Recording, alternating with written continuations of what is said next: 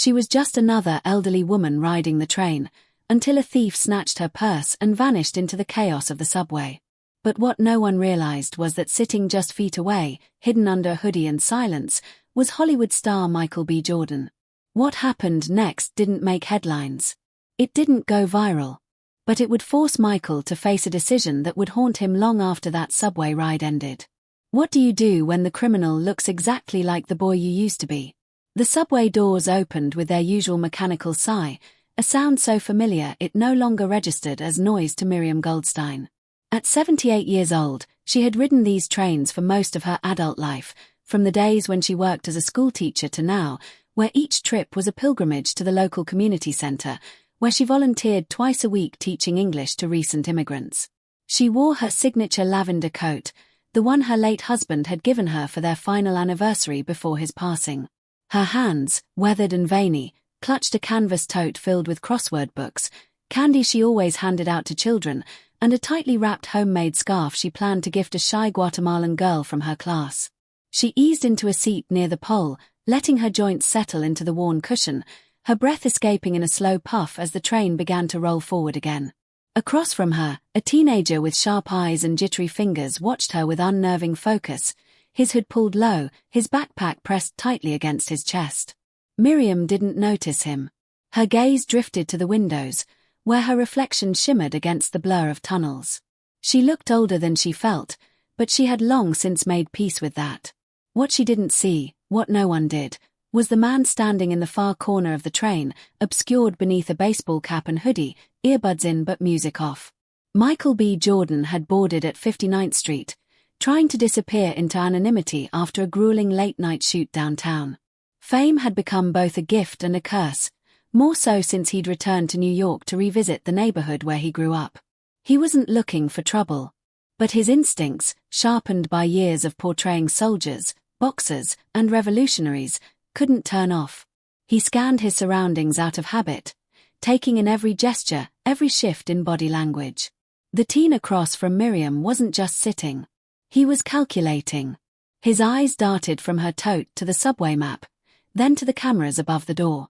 His knee bounced with barely contained energy, and twice he glanced up to catch the reflection of the man in the hoodie standing quietly in the corner. He didn't recognize Michael. Why would he? To him, all adults were just part of the blur, the static that made up the backdrop of his daily struggle. But Michael saw the grip tighten around the backpack strap. He noticed how the boy's foot edged closer to the aisle, testing the timing of the stops. He knew something was about to happen. Miriam remained blissfully unaware, scribbling into a tiny notepad something she later hoped to turn into a poem. The train screeched toward the next station, and the tension in the air went unnoticed by most, masked by the screech of steel and the groan of brakes. A young couple nearby scrolled through their phones, a man in a suit dozed with his head against the pole, and a mother tried to hush her toddler's screams with a pacifier. The city kept moving, unaware that all it takes for things to go sideways is a single second of misjudgment. Michael's hand hovered near his phone, but he didn't move yet. He didn't want to spook the kid, or cause a scene. He'd seen situations like this spiral out of control before, where heroes became villains in an instant. He had learned to wait for the break. He just didn't expect it to come so suddenly. The boy shifted his weight and leaned forward, his hands disappearing under his coat. Michael took one step closer, subtly adjusting his posture to ready himself if needed. But before anything happened, the train jerked to a halt at 125th Street, and the sliding doors opened once more. In that moment of stillness, as commuters shuffled out and new ones entered, the thief locked eyes with Michael for a brief instant. Something flickered, recognition, defiance, or maybe fear. But then he looked away, and the moment passed. Miriam reached into her tote to offer a lollipop to the child now sitting beside her. The thief's eyes followed the motion like a hawk trailing prey. Michael exhaled through his nose, gaze never leaving the boy. He knew it was coming, but he didn't know how personal it would feel. Outside the train, the station bustled, alive with sounds of shouting, music, and rushing footsteps, while inside, a silent countdown had begun. A routine morning. A quiet ride. And in its folds, a fuse had been lit. The subway train had just started rolling again, swaying with that familiar rhythmic rock that lulled most passengers into passive stillness, but the boy was a coiled spring, wound too tight to sit another second. In one explosive movement, he lunged forward, his arm slicing through the air like a blade, his hand grabbing at the strap of Miriam's tote with the practiced speed of someone who'd done this more than once. The scream that tore from her throat was raw, not because of the pain, though there was some as the strap dug into her wrist, but because of the shock, the violation, the suddenness of it all. She fell back against her seat, startled, clutching at air as the boy yanked the bag free and bolted toward the doors. Gasps followed him like a wake as passengers recoiled, some rising in protest, others too stunned to move. The mother with the toddler clutched her child to her chest, the suited man jolted awake, and the young couple dropped their phones in surprise, but no one stepped forward to stop him. No one, except Michael. He didn't leap or shout or play the hero with some grand gesture. Instead, he moved like a current, swift and quiet, slipping between people with focused intent. The doors hadn't yet closed, and the boy, emboldened by the chaos he'd created, sprinted out into the station. Miriam sat shaking, whispering, "No, no, no," over and over, her eyes wide and unblinking as though she'd witnessed something unworldly.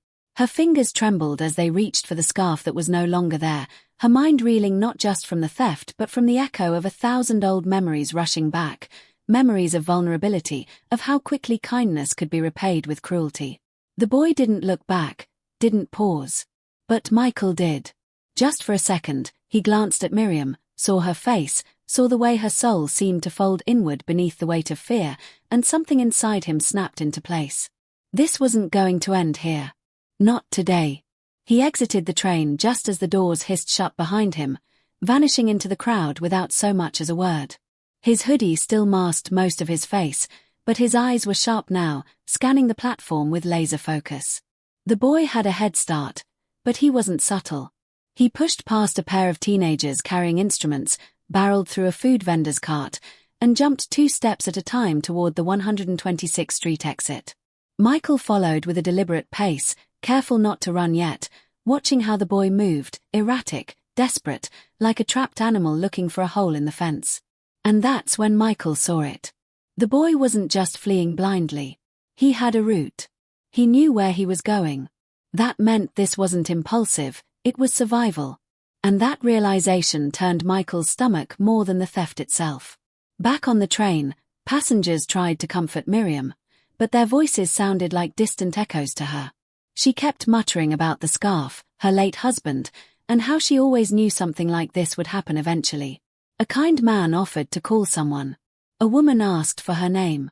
But her eyes kept darting to the door, as if she hoped the man who'd vanished after the thief would return with everything intact, as if stories still had happy endings. Meanwhile, above ground, Michael emerged into the blinding daylight, the noise of the city wrapping around him like a cloak of tension. He saw the boy dart into an alley behind a shuttered bodega and didn't hesitate to follow, adjusting the pace of his steps to match the rhythm of pursuit without alerting the kid that he was still on his trail. The alley was tight, cluttered with crates and the sour scent of old produce, but it gave Michael the chance to close the distance without being seen. The boy paused at a chain-link fence, panting, and Michael watched as he reached into the stolen bag, not for a wallet, not for a phone, but for something soft and knitted. The scarf. He stared at it for a beat, brow furrowed, fingers gripping it like it was something sacred. Then he stuffed it into his jacket and ran again. Michael blinked, disoriented. Why would a thief care about a scarf? He was supposed to toss the bag, grab the cash, and disappear. But this wasn't making sense. Something was wrong. This wasn't just a robbery, it was something more, something buried beneath the surface, and Michael was now tangled in it whether he liked it or not. He picked up speed, weaving through garbage bins and broken glass, keeping his distance but never letting the boy out of his sight. There was no camera crew here, no director yelling cut. This was real. This was New York. And Michael wasn't Michael B. Jordan here, he was just a man chasing a ghost of his own past, one he hadn't realized was haunting him until now. The boy's path twisted down another alley, this one narrower, darker, lined with graffiti that seemed to breathe in the dim light. Michael followed without hesitation. He didn't know where this would end, but he had the unsettling sense that when it did, it wouldn't just be the boy who would have to face the consequences, it would be him too. The theft had happened in seconds, but the ripple it created was about to change everything. The city swallowed the boy as if it had been waiting for him, its streets and alleys curling around him like a protective maze. He moved fast, slipping through shortcuts only a local could know, narrow cuts between crumbling buildings, busted gates he ducked under without hesitation, broken staircases leading down into places forgotten by time. Michael kept his distance but never lost him, using experience, instinct, and sheer determination to shadow the boy without being seen. Every turn felt like a test, every pause a challenge to his endurance and patience. This wasn't a movie set with stunt doubles and pre-marked paths, this was real grit, and it pressed against Michael's lungs with every step. But it wasn't just the chase that had him clenched inside, it was the memory the boy stirred in him, the way he moved, the quiet calculation, the raw panic just beneath the surface. He looked like someone Michael used to know. He looked like someone Michael used to be. As they crossed into a more run-down part of Harlem, the boy slowed, ducking into a graffiti-covered building through a side door left ajar, rusted hinges groaning behind him. Michael approached with caution, pausing at the edge, his breath steady, his eyes scanning the space. The building was abandoned, the remnants of a once bustling community center long overtaken by decay. Inside, he could hear faint footsteps echoing, the scrape of rubber soles on dusty tile, the sound of something being placed gently on a wooden table. Michael moved like a shadow, weaving through the silence. He stayed low, unseen behind a stack of overturned chairs, until he found a small break in the wall through which he could watch. There, in the center of the room, the boy pulled out Miriam's scarf again, not to hide it, but to lay it out flat. He stared at it, motionless, as though it was something sacred, or maybe even cursed. Michael's confusion deepened. Thieves didn't steal for sentiment. They didn't linger with trophies, not like this. The boy leaned against the table, finally letting the tension in his body leak out, and his shoulders sagged in a way that made him look small again, not like a criminal, but like a kid. Michael saw now that he couldn't have been older than 16. The backpack dropped beside him with a soft thud, and from inside, he pulled out not just Miriam's wallet, but others, faded, worn, all clearly belonging to people who didn't have much. He laid them out beside the scarf and began rifling through them not for money, but for IDs, photographs, scraps of handwritten notes. Each time he did, a flicker of guilt crossed his face. Michael squinted, trying to piece it together, when the boy suddenly muttered, "She was nice." The voice echoed faintly, brittle as glass. "She smiled at me. Like, really smiled." That sentence hit Michael harder than it should have. It wasn't just about Miriam. It was about every moment in his own life when someone had offered him kindness he didn't think he deserved.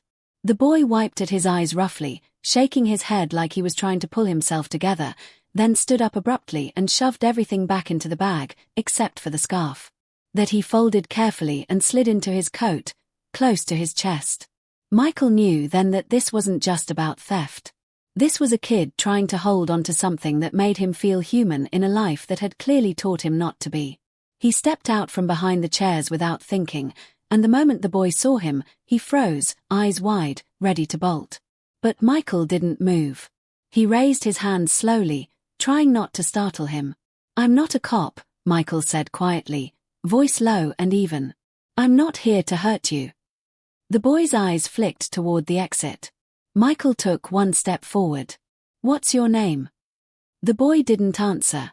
He clutched the bag tightly again, his feet angled like he was ready to sprint, but something in Michael's tone, calm, familiar, tired, seemed to pin him in place. "I saw what you did on the train," Michael continued. "But I also saw what you just did here." He pointed subtly at the wallets, the scarf. "That's not nothing." The boy stared at him, chest heaving, lips parted but silent. Finally, he whispered, "You following me?" Michael nodded once. "Yeah." I needed to know why. The air between them grew heavy, charged with something that wasn't quite confrontation, but wasn't trust either. The boy narrowed his eyes. "You don't know me." Michael's jaw clenched. "I know more than you think." And he did. He knew what it was like to be angry, lost, to do the wrong thing for the right reason. or at least the reason that made sense in the moment. He saw his younger self reflected in this boy's posture, his defiance, his desperation. "You hungry?" Michael asked suddenly. The boy looked startled, confused, suspicious. "What?" Michael pointed his thumb toward the street. "There's a bodega a block from here. They got good sandwiches. I'll buy you one if you tell me your name." The boy didn't respond right away. Then, finally, after what felt like an eternity, he said, "Tyrell." Michael nodded again. "Okay, Tyrell." He took a step back, turning toward the door. "I'm gonna grab that sandwich. If you're not there in 5 minutes, that's cool. But I hope you are." Without waiting for an answer, he walked out, leaving Tyrell in the silence, staring after the man who had followed him not to punish him, but to understand. As Michael emerged back into the sunlight, the noise of the city felt different. He wasn't sure what he was doing anymore, but for the first time in a long time, he felt like maybe he was exactly where he needed to be. The scent of fried food and exhaust filled the air as Michael stepped into the cramped bodega, greeted by the fluorescent flicker of an overhead light and the soft hum of a fridge stocked with sodas. He wasn't sure if Tyrell would come.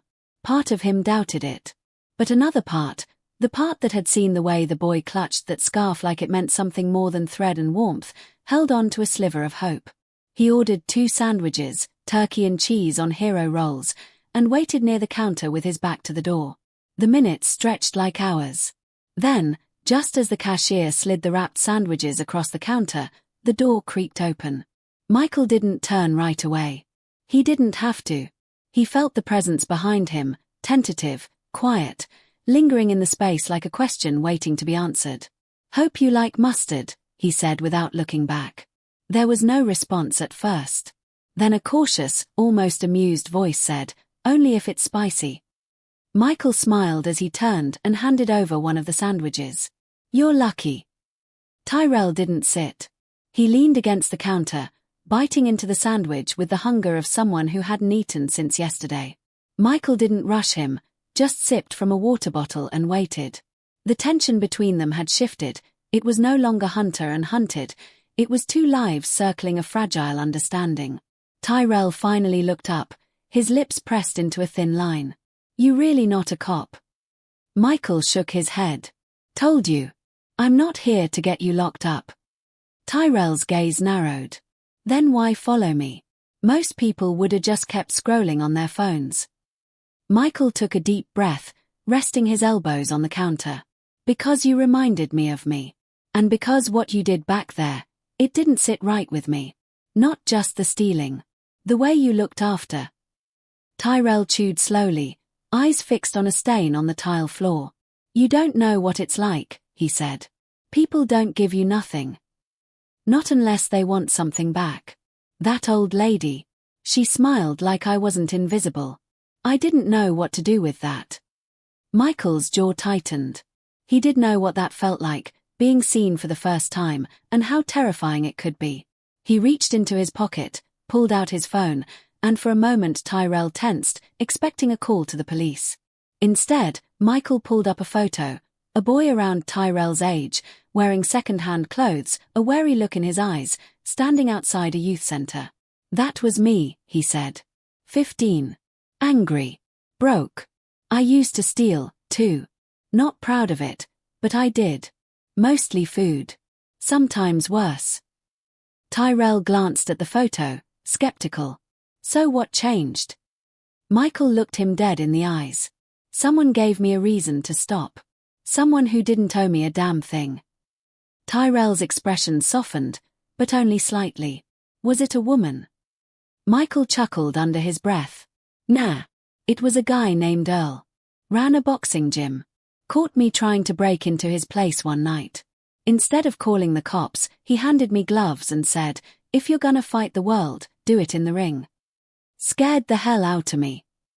For the first time, Tyrell smiled, a real one, crooked and hesitant, like it had forgotten how to stretch his face.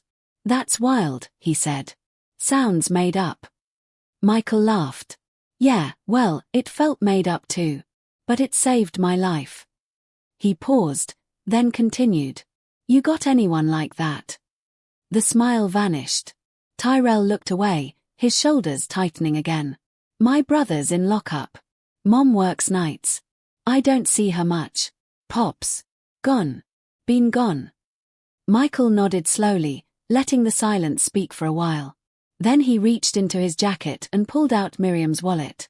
She doesn't care about the money, he said. She cares about that scarf. Said it was from her husband. Last thing he gave her. Tyrell's eyes widened, his hand instinctively going to the inside of his coat. I wasn't gonna sell it, he said quickly. I swear. I don't know. I wanted to remember someone looking at me like I wasn't trash. Michael nodded. I believe you. That's why I'm giving you a choice. He set the wallet on the counter. You come with me. We return this. No cops. Just an apology. You look her in the eye and make it right. Tyrell's throat moved as he swallowed hard. And if I don't? Michael met his gaze. Then I leave. I walk out, and I never look back. But you'll still have that scarf, and you'll know what you didn't do with it. The weight of that hung in the air like smoke. Tyrell didn't speak. He finished the last bite of his sandwich, wiped his mouth with his sleeve, and stood up straighter. Let's go, he said quietly. Michael nodded once, grabbed the wallet, and led the way. As they stepped back onto the sidewalk, the sun had begun to set, casting long shadows down the street. Tyrell walked beside him, not behind, not ahead, just beside. And for the first time in years, Michael felt like he was walking with purpose again. The city around them buzzed and blinked and rushed as always, but something small and defiant had shifted in that moment, a confrontation not of fists or threats, but of truths laid bare. And in the silence that followed, something like hope began to take root. The walk back to the subway was quiet, but the silence was far from empty.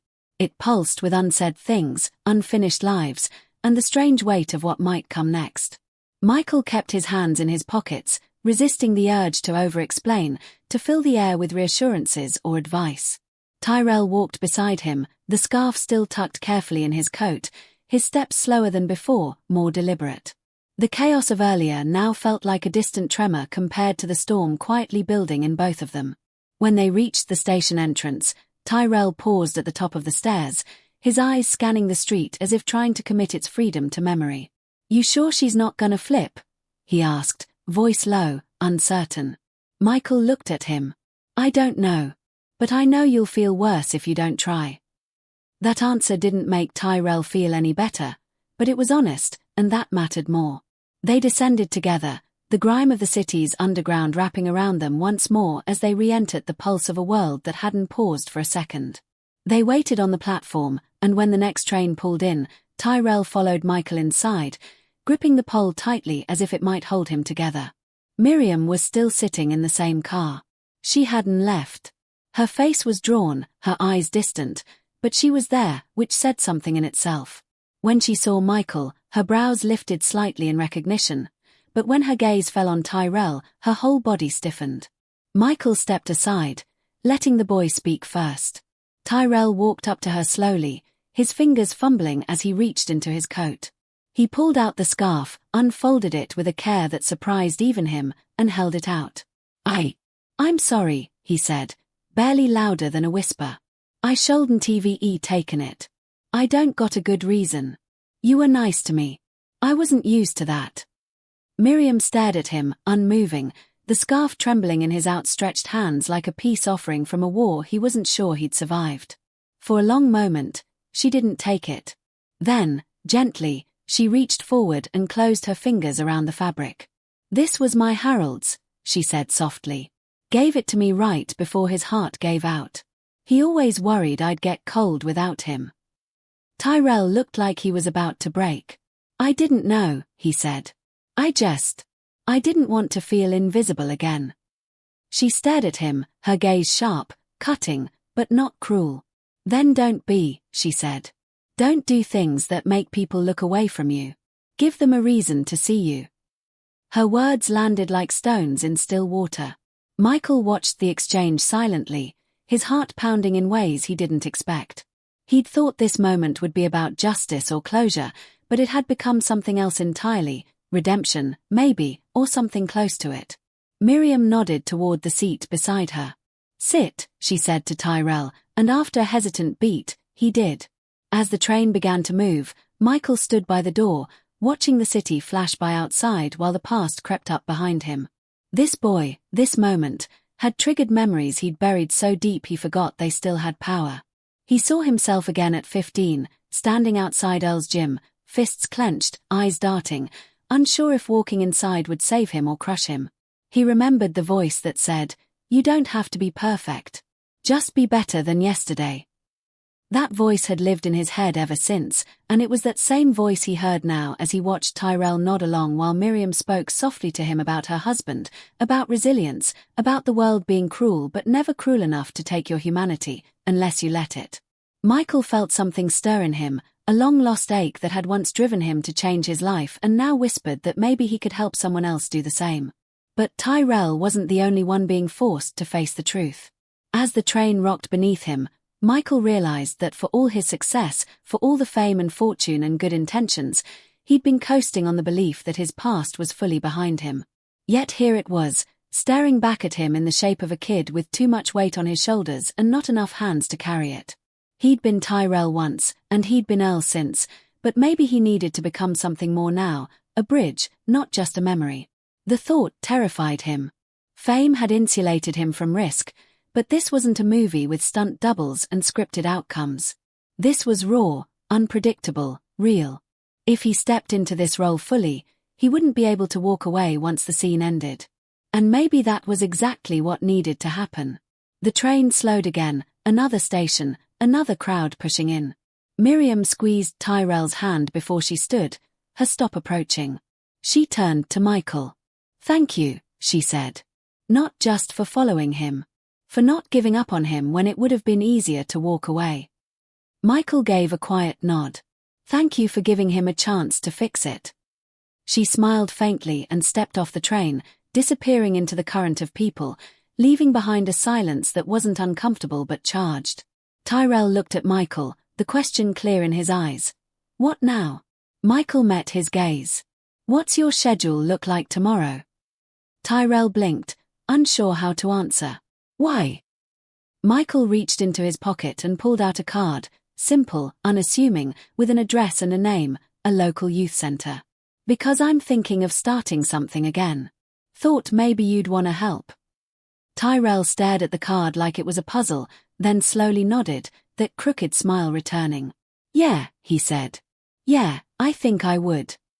Morning crept over the city like a soft exhale, the skyline catching fire with gold as the sun rose behind its jagged silhouette. But down below, in the pulse of early subway traffic and clattering shoes, the world moved on as if nothing had happened. Trains came and went, bodies brushed past each other in silent urgency, and no one knew that somewhere amid the hum of steel and echoes of a tired city, a life had pivoted quietly on its axis. Michael stood just outside the youth center, staring up at its old brick face, the same one he had walked into as a scared teenager decades earlier.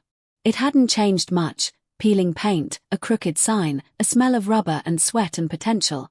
But this time, he wasn't here to be saved. He was here to build something again. Inside, volunteers prepared for the day's arrivals, and the basketball court buzzed with dribbling and shouts, but Michael stayed outside, waiting. It wasn't about rushing. If Tyrell showed up, it had to be because he chose to. And then, through the din of the city's morning, Michael saw him. Shoulders tense, hoodie pulled up, hands in his pockets, walking slow but steady down the block. Tyrell's eyes met his, and for a second, there was hesitation. But Michael didn't wave or call out. He just nodded. Tyrell nodded back. That was enough. Together they entered the building, not as mentor and mentee just yet, but as two people carrying weight only they could see. Inside, introductions were brief.